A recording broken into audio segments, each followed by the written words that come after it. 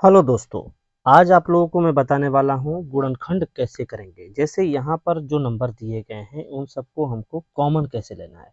तो जब ये हम सीख जाएंगे तो धीरे धीरे हम बहुत कुछ गुणनखंड के बारे में सिखाने वाले हैं। तो आज हम इसको सीखेंगे और आपको बेहतरीन तरीके से बताया जाएगा कि कैसे इसे हम सॉल्व करें। बहुत ही आसान तरीके से आज इसे हम बताएंगे। तो देखिए यहाँ पर जो नंबर है 12x+15, इसमें कॉमन क्या होगा। कॉमन मतलब होता है कि इसमें और इसमें ऐसा कौन सा नंबर है जो दोनों नंबरों को डिवाइड करता है, जिसे हम एचसीएफ कहते हैं। तो एचसीएफ निकालने अगर आता है तो बहुत अच्छी बात है, लेकिन फिर भी मैं इसे बहुत आसान तरीके से आपको समझाऊंगा, जिसे कभी भी आपकी पूरी लाइफ में भी कभी भी ये भूल नहीं सकेंगे। बहुत अच्छा तरीका से आप इसे सॉल्व करेंगे, समझेंगे।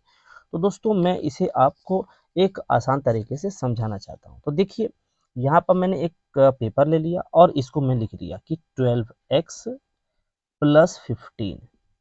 तो 12 का जब हम यहाँ फैक्टर करते हैं, 12 का मान लीजिए हम फैक्टर जब करेंगे तो 2 से डिवाइड होगा 6 टाइम में, 2 से ये डिवाइड होगा 3 टाइम में, एंड 3 से 1 टाइम में।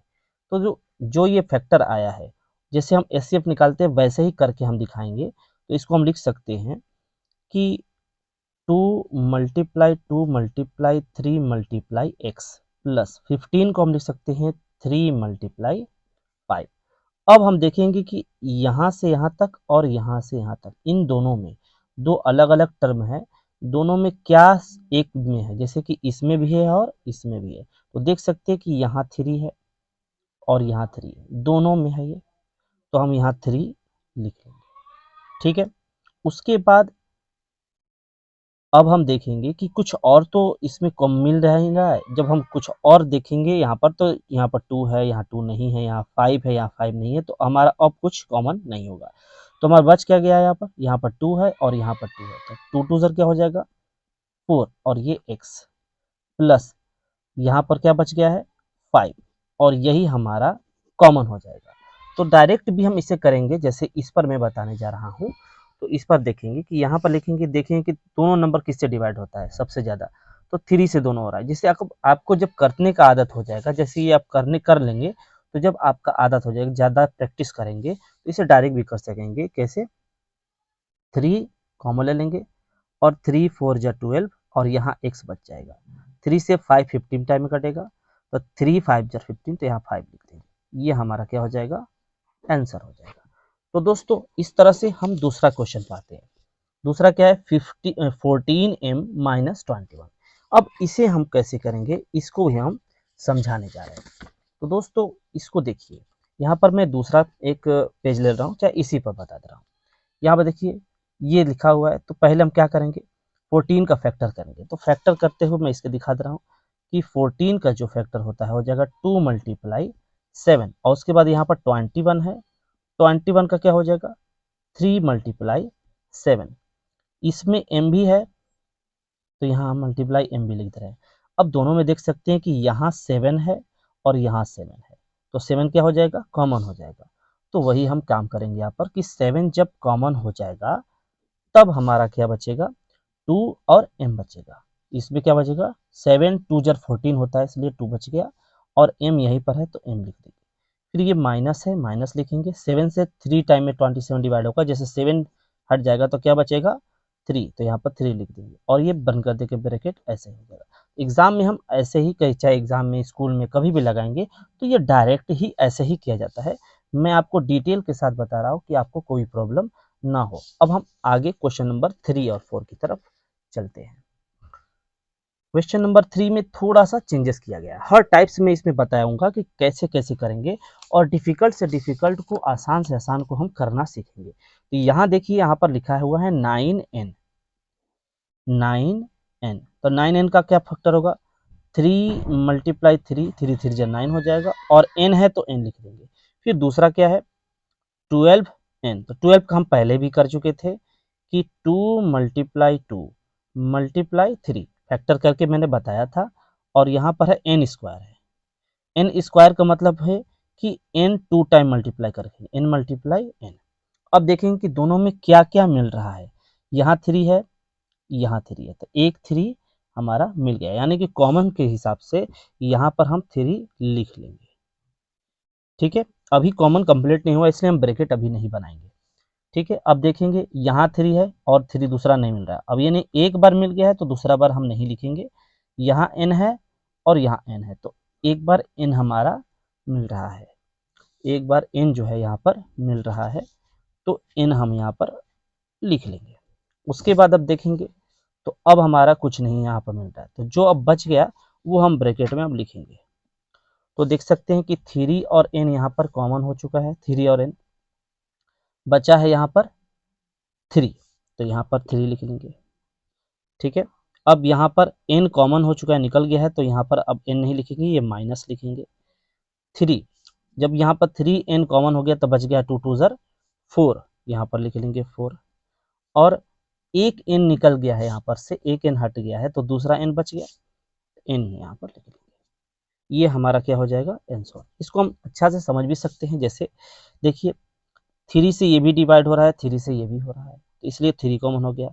यहाँ n है और यहाँ n का स्क्वायर है, तो यहाँ 1 टाइम n है, n एक यहाँ पावर रहता है लेकिन लिखते नहीं है, और यहाँ 2 टाइम है, इसलिए जो कम रहता है उसी को हम कॉमन ले लेते हैं।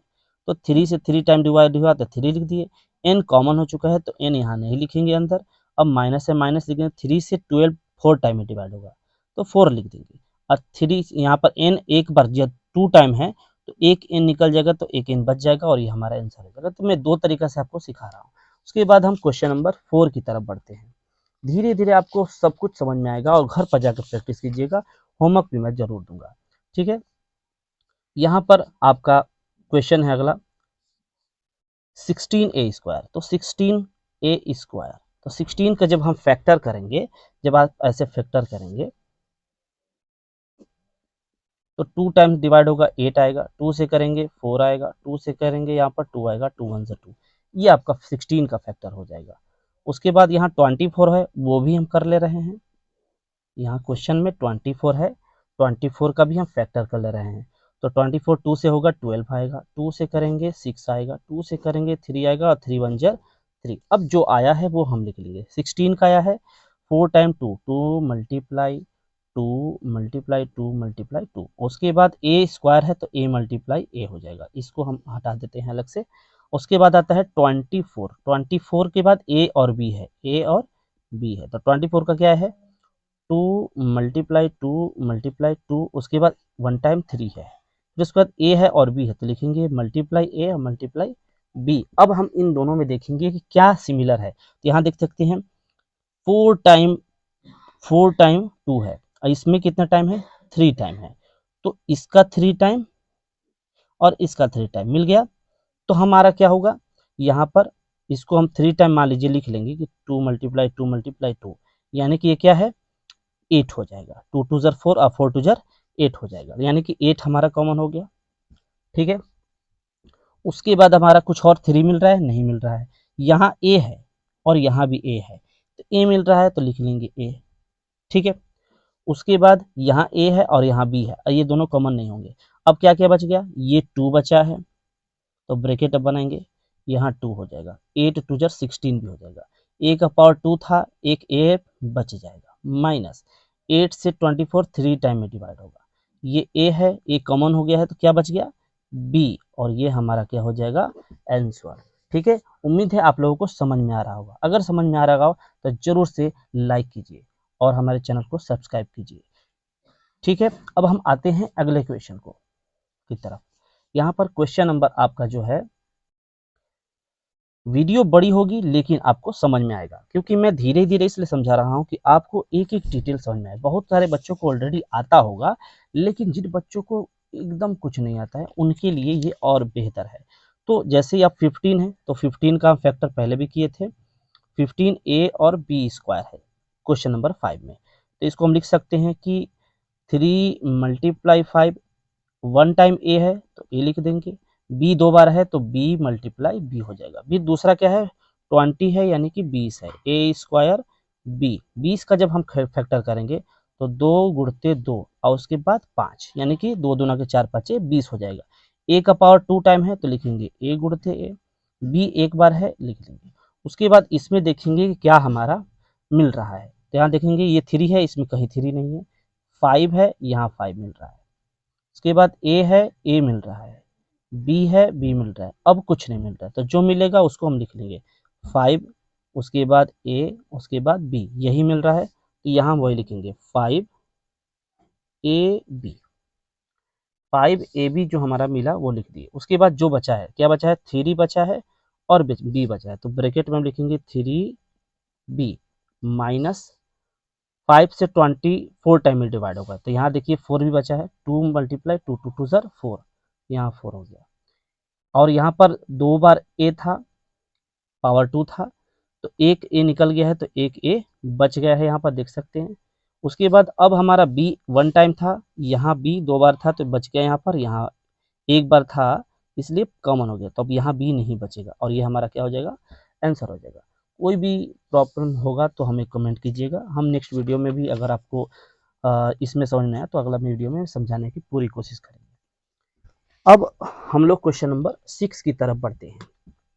क्वेश्चन नंबर 6 में अब थोड़ा डायरेक्ट करने की कोशिश करते हैं, लंबी वीडियो ना हो और आपको अच्छा से समझ में आए। अब देख सकते हैं यहाँ पर दोनों में क्या कॉमन हो सकता है, थोड़ा सा आइडिया लगाते हैं।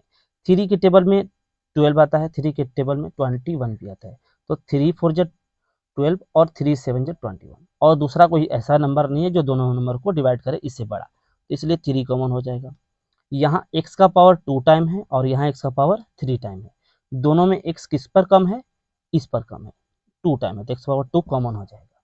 उसके बाद y का पावर यहाँ 3 है और यहाँ का 2 है, तो जो 2 वाला है वही यानी कि कम वाला कॉमन हो जाएगा। फिर जो बचा 3 से 12 4 टाइम में डिवाइड हुआ, x 2 कॉमन हो गया है तो x नहीं बचेगा, y का पावर 3 था, 2 कॉमन लिए हैं इसलिए y बच जाएगा, प्लस है प्लस लिख देंगे। 3 से 7 टाइम में 21 डिवाइड होगा, और उसके बाद x का पावर 3 है, यहाँ 2 कॉमन लिया गया है, 2 कॉमन लिया गया है तो इसलिए एक x बच जाएगा। y का पावर 2 है, y का पावर 2 कॉमन हो चुका है इसलिए कुछ अब नहीं बचेगा, यही हमारा आंसर हो जाएगा। अब आते हैं क्वेश्चन नंबर 7 और 8 पर। ये एक अच्छे सवाल हैं, थोड़े बड़े सवाल है, थोड़ा सा डिफरेंट सवाल है। अब आते हैं इसको हम समझाते हैं कैसे। इसमें देख सकते हैं कि इस पूरे में यहाँ से यहाँ तक और यहाँ से यहाँ तक में दोनों सेम क्या है, तो x प्लस 5 यहाँ भी है और x प्लस 5 यहाँ भी है, इसलिए हमारा क्या कॉमन हो जाएगा, x प्लस 5। और x प्लस 5 यहाँ कितना बार टाइम है, 2 टाइम है, 2 बार है, इधर पावर 2 है, इसलिए एक बार कॉमन लेंगे तो एक बार और बचेगा, तो इसलिए हम लार्जर ब्रैकेट बनाएंगे, लार्ज ब्रैकेट बड़ा कोष्टक, तो लिखेंगे x प्लस 5 यहाँ पर बचेगा। फिर यहाँ पर ये माइनस है, माइनस लिखेंगे, ये x प्लस 5 कॉमन हो गया तो क्या बचेगा, यहाँ पर 4 बच गया, फिर ये ब्रैकेट बंद करेंगे। अब लिखेंगे फिर से x प्लस 5, ब्रैकेट बंद कर देंगे, x है, 5 में से 4 घटेगा तो कितना आएगा, 1 आएगा, तो x प्लस 5 में से 4 घटा तो 1, और ये ही हमारा क्या हो जाएगा, उत्तर हो जाएगा, आंसर हो जाएगा। तो अब आते हैं आखिरी और अंतिम क्वेश्चन पर, उसके बाद आपको होमवर्क दिया जाएगा, इसके हिसाब से आप घर पर प्रैक्टिस कीजिएगा, फिर आप लोग कमेंट करके बताइएगा कि इसका आंसर क्या होगा। इसका और वीडियो में हम आपको बहुत समझाएंगे कि एक स्क्वायर वाला कैसे होगा, ए स्क्वायर माइनस बी स्क्वायर के फार्मूला पर कैसे लगाएंगे, और जो गुणनखंड आता है और तरीके के जितने भी आते हैं वो सब तरीके के गुणनखंड करवाया जाएगा। इसमें देखिए, इसमें भी आपका इस पूरे में और इस पूरे में एल माइनस एन यहाँ पर कॉमन हो रहा है, तो लिख देंगे एल माइनस एन, कॉमन हो गया, क्या बच गया, 2m, यहाँ पर 2m बचा और यहाँ पूरा पर 3 बचा, प्लस 3, ये हो गया, बस हो गया। आसान लगा, कैसा लगा वीडियो, बहुत आसान तरीके से मैंने आपको कोशिश किया कि समझाऊं, ठीक है। अगर आपको समझ में नहीं आया होगा तो एक बार फिर से वीडियो देख लीजिएगा, मैंने बहुत आराम से धीरे धीरे हर पॉइंट्स को क्लियर किया है, बताया है। तो दोस्तों, ऐसे ही वीडियो प्राप्त करने के लिए हमारे चैनल को जरूर सब्सक्राइब कीजिए, और आपको अब होमवर्क मैं देने जा रहा हूँ, तो होमवर्क मैं यहाँ पर लिख दे रहा हूँ, आप अपना कमेंट करके बताइएगा। यहाँ पर हो जाएगा 6n का स्क्वायर प्लस 9, इसको, ये पहला क्वेश्चन आपका होमवर्क है। दूसरा 9x का स्क्वायर प्लस 15x, उसके बाद question number 3 4x minus 1 plus bx minus 1, और ये 3 क्वेश्चन है, इसको आप कमेंट करके बताइएगा कि इसका आंसर क्या होगा। ये आपका होमवर्क है। ऐसी वीडियो प्राप्त करने के लिए हमारे चैनल को सब्सक्राइब कीजिए। मिलते हैं किसी और वीडियो में। फैक्टराइजेशन के और भी पार्ट्स आते रहेंगे। ये हमारा पार्ट 1 था, और भी वीडियो आते रहेंगे, तो हमारे चैनल को सब्सक्राइब जरूर कीजिए। मिलते हैं किसी और वीडियो में, तब तक के लिए बाय।